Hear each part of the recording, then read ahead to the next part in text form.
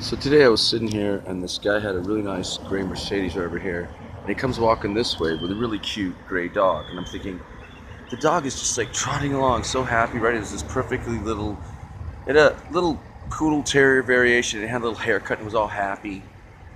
The guy's gray Mercedes matched his gray dog with the perfect haircut that was so friendly, and I'm thinking the dog would not be so obedient if he hadn't accessorized the dog with the Mercedes. And the dog gets in the car and it's sitting there all obedient and happy in the passenger seat. And three ladies who work from here come out and they start going, "Oh, little dog." And I told them that about with the accessorizing and the gray dog. And so then some guy I know who wears what I call Boy George pants because they're already missing the hole. He has holes in the knees. And he's on the phone, and this kid's about 12 years old and a very powerful entrepreneurial capitalist and an annoying bitch. And he starts ear-fucking me, and I say, "I don't need a device to ear-fuck you. I'll just get up next to you, talk to my imaginary friends, and ruin your conversation. Go the fuck over there." This is the sidewalk. I'm thinking I don't want to have a fist fight with him, so I go all the way down there, and I start talking to the Vice building that's over there. Okay, now just accept that this is the Vice building, and then it has Vice store on here, and then I don't want to go down there because I'm too fucking lazy. Okay, so anyways, it has Vice on that thing, you know? And when you think of it, why would calling something Vice be a good thing? I mean, what you think of when you hear the word Vice is, you know, oh, I had some shtick for this. There's a guy yelling. Okay. You know, it sort of sounds like the Vice Squad or possibly hookers, you know? It doesn't really sound like a good thing. It sounds like pleasurable pastimes and or you're going to get arrested. And so I start doing what is essentially a 70s version of the Vice Squad, right? And I'm like, you know, "Damn it, Carla, the next time we find you hanging around here, we're going to have to arrest you. How many times do I have to tell you? You can't be just hanging around here, Carla. We keep letting you go, and you're, you know, hanging out in this truck stop, doing, you know, turning tricks still." And he's like, you know, "Craig, I really can't, you know, deal with this. Me and my old man had a falling out, and I've been hanging out here, and it works really good if the guy doesn't come by and smuggling you from the Matrix because they're surveilling me here to possibly kick me out, and I'm like, listen, fuck this." Last thing I would like to say is that it was a good thing that King Tony was on his porch today because it's nice to have, you know, people need a witness in life. Can I get a witness? And, you know, given that I don't have a significant other, friends, a job, or a goddamn thing, no one hears my stories. And so given that I got my data back yesterday, it was cool that I was skating down past the Bordello and Tony's there on his porch. And he's like, "Oh, John, come on, you know," gave me a little weed.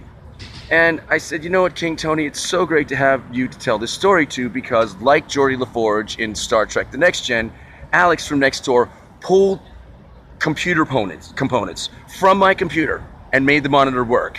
And, you know, Tony, he takes a while like, "Wait, what, huh?" You know, and I'm thinking about how funny he is and about how the other night, and I think I did a crappy take of this, how does a 46-year-old man ask me the following question?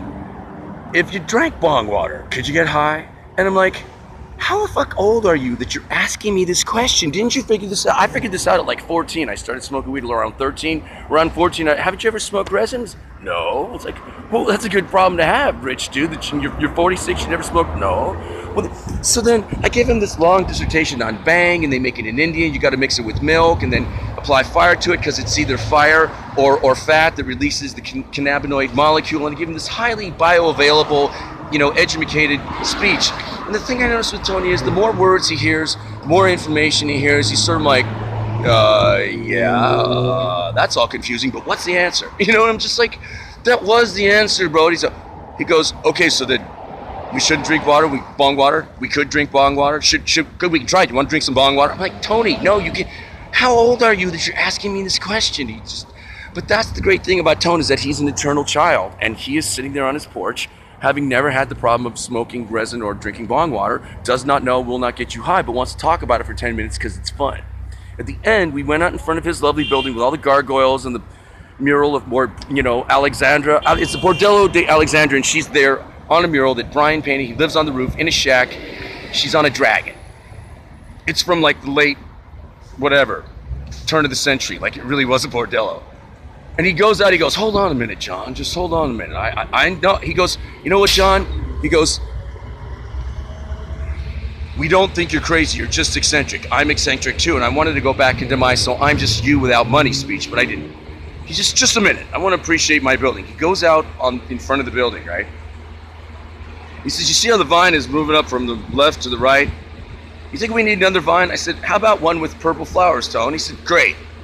And he left, and I said, put someone on that. He goes, I will. It's good to be the king, and it's fun to talk to Tony, and I tend not to love Trump supporters, but you know what I'm noticing? Consistently, I like conservatives better than liberals, even at this late stage of the apocalypse. Even at this late stage, it still holds that for the most part, conservatives ignore you until they possibly maybe kill you. Liberals want to hump your leg and don't understand that you're not in kindergarten. Well, you don't want to play? Why do you want to play? Oh, you don't want to play? Oh, you're dangerous. You don't want to play? You don't play nice. No, I won't. No, I'm sorry. Oh, no. Wow, it must be so hard. Bad hippie, no donut. Bad cop, no donut. Bad hippie, no ho nut. Bad actor, no mo nut. I just don't know. You know what I'm saying? It's just, I don't really get it, but it's just, that's how people are. But yeah,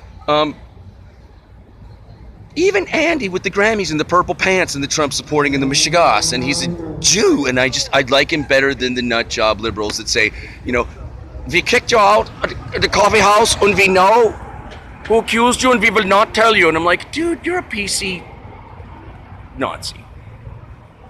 I said, you're damn right I'm abusive. I'm abusive when you're mean to me for 3 years and don't tell me until I poke you with a stick and say, why won't you smoke with me? And you're an elitist. And he goes, well, I don't like you and here's why, and won't tell me who my accusers are.